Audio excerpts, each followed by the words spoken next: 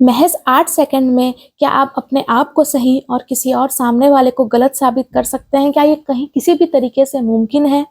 आज ऐसे ही केवल 8 सेकंड की सुनवाई के एक केस जो हाइलाइट हुआ और वो केस करने वाली खुद एक जज रह चुकी हैं, उनके बारे में हम बात करेंगे। ये बात सामने तब आई जब उस महिला जज ने चीफ जस्टिस ऑफ इंडिया को एक खुला पत्र लिखा और उस पत्र के वायरल होने के बाद लोगों के मन में कई सवाल पैदा हुए कि अगर एक जज को ही न्याय नहीं मिल रहा है, तो आम इंसान और स्पेशली एक आम महिला किसका दरवाज़ा खटखटाएगी।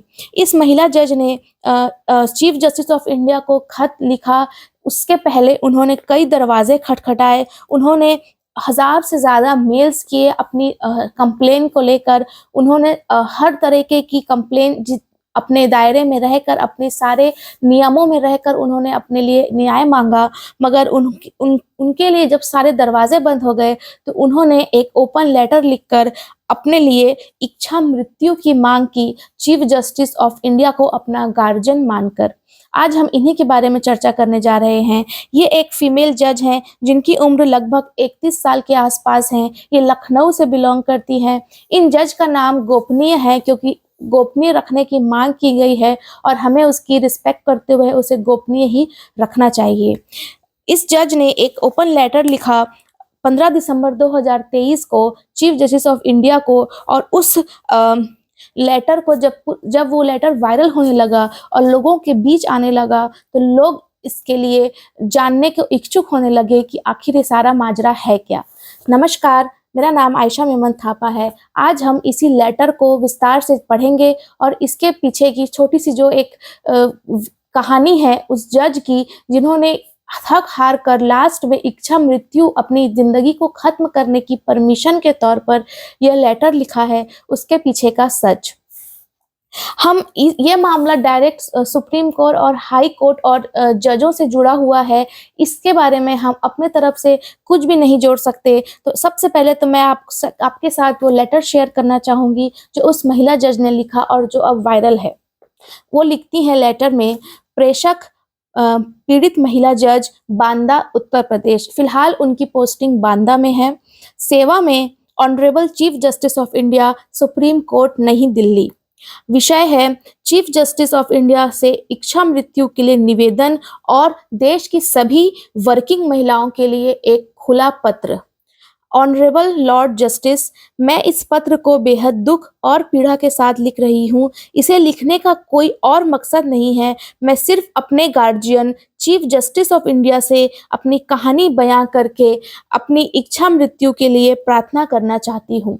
मैं न्यायिक सेवा बेहद उत्साह और विश्वास के साथ ज्वाइन की थी। मेरा लक्ष्य लोगों को न्याय देना था। मुझे नहीं पता था कि मैं जिस भी दरवाजे न्याय मांगने जाऊंगी, वहां मुझसे भिखारियों की तरह व्यवहार किया जाएगा। नौकरी के दौरान मुझे भरी अदालत में अपमानित किया गया, गालियां दी गई, मुझे शारीरिक शोषण का शिकार होना पड़ा। मेरे साथ ऐसा व्यवहार किया गया जैसे मैं कोई कूड़ा हूँ। मुझे खुद के कीड़े जैसे होने का एहसास कराया गया। मैं दूसरों को न्याय दिलाती हूँ, मगर मेरे बारे में कौन सोचता है। मैं देश में काम करने वाली हर एक महिला से कहना चाहती हूँ कि शारीरिक शोषण के साथ वर्क प्लेस पर जीना सीख लीजिए। ये जीवन का कड़वा सच है। पॉश एक्ट, जो कि एक कार्यस्थल पर महिलाओं का यौन उत्पीड़न से जुड़ा एक बहुत ही अहम और महत्वपूर्ण कानून है, भी एक दिखावा है। इस पर कोई सुनवाई नहीं होती, ना कोई पेन लेता है। अगर आप शिकायत करेंगी तो आपको टॉर्चर किया जाएगा। जब मैं यह कह रही हूँ कि कोई नहीं सुन रहा, तो इस लिस्ट में सुप्रीम कोर्ट भी शामिल है। उन्होंने सुप्रीम कोर्ट को भी इसमें इंक्लूड किया है। इस पूरे मामले की शिकायत करने और न्याय मांगने के बाद मुझे सुनवाई के लिए महज 8 सेकंड मिले। ऐसी स्थिति में मैं सुसाइड का सोचने लगी। अगर आप लकी हैं, मेरी तरह नहीं, तो पहली बार में ही सुसाइड कर लेती।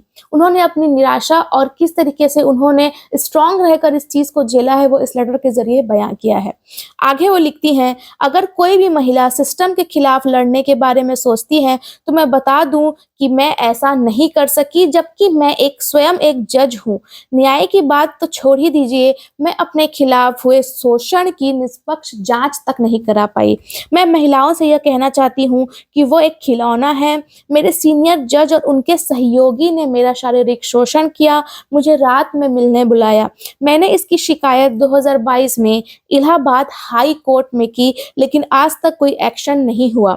मुझे किसी ने ये पूछने तक की ज़हमत नहीं उठाई कि मेरे साथ क्या हुआ है।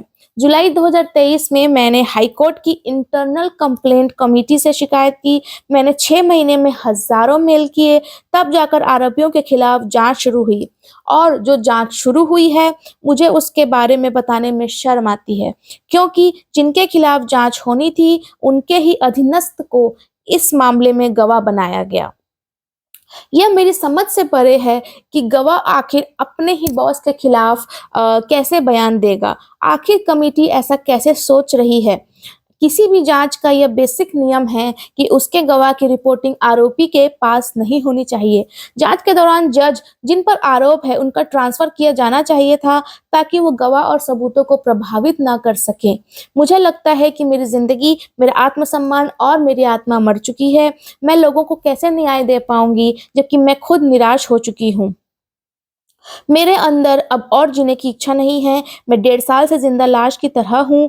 अब मेरी ज़िंदगी का कोई मकसद नहीं बचा है। कृपया मुझे अपनी ज़िंदगी सम्मानजनक तरीके से ख़त्म करने की अनुमति दें। मेरे भाग्य के लिए कोई भी ज़िम्मेदार नहीं है।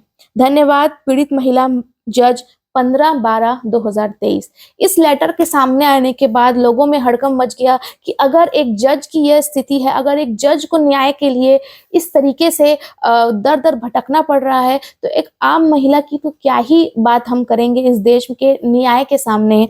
इस लेटर के ओपन होने के बाद और वायरल होने के बाद एक पत्रकार का उन जज के पास फ़ोन जाता है और वह इस लेटर को अपनाती है और कहती है कि हाँ, ये लेटर मैंने ही लिखा है। उनका नाम गोपनीय ही रखा जाता है। उसके बाद पत्रकार से बात करने के बाद वो बताती हैं कि मैंने ये लेटर अपने कई फ्रेंड्स के साथ भी शेयर किया था। शायद उनमें से ही किसी ने इसे आगे शेयर करके शायद ये वायरल इसी तरीके से हो गया है। मैं आपको जज के बारे में बता दूँ कि ये लखनऊ से बिलॉन्ग करती हैं। 2019 में इन्होंने ड्यूटी जॉइन की थी और इनकी पहली पोस्टिंग बाराबंकी में थी। उसके बाद मई 2023 से इनकी पोस्टिंग जिला बांदा में ही है, उत्तर प्रदेश में। इन्होंने आगे बताया कि एक एनुअल जो रिपोर्ट होती है, एसीआर कहते हैं, उसको भी इनके सीनियर्स ने जानबूझकर इस तरीके से खराब कर दिया है कि अब वो कभी हट नहीं सकता। अगर सीनियर्स कुछ लिख देते हैं जूनियर के बारे में, तो वो फिर हमेशा के लिए वो पन्नों में चला जाता है और उसे हटा पाना थोड़ा मुश्किल है। और इस बारे में उन्होंने पत्रकार से डिस्कस किया था। उन्होंने ये भी डिस्कस किया था कि एक नियम होता है, जो कि एक पॉश एक्ट के बारे में उन्होंने अपने पत्र में भी बताया, और उन्होंने इंटरनल जाँच के भी एक नियम के बारे में बताया कि 3 महीने में सुनवाई का प्रावधान था, मगर 3 से ज़्यादा महीने लग गए और जब महीने 6 महीने में बदल गए और उसके बाद भी निष्पक्ष जाँच नहीं हुई। उनके जाँच की जो रिस्पॉन्सिबिलिटी थी उनके अधीनस्थ को ही दे दी गई, जो कि नियमों के सख्त खिलाफ है। इस तरीके से जज ने अपनी बातें सामने रखी। अब इसके बाद हाई कोर्ट और बाकी कोर्ट्स में से क्या फैसला आता है और चीफ जस्टिस ऑफ इंडिया इसके बारे में क्या एक्शन लेते हैं, तो भविष्य की बात है।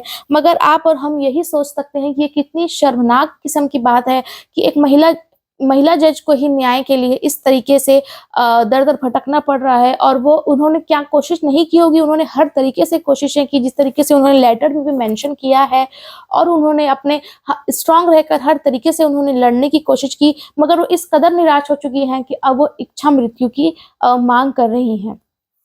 इस घटना को सुनाने का उद्देश्य, बताने का उद्देश्य किसी को भी गलत या सही साबित करना नहीं था, केवल आप तक इस घटना को डिटेल में डिस्कस करना था। नमस्कार।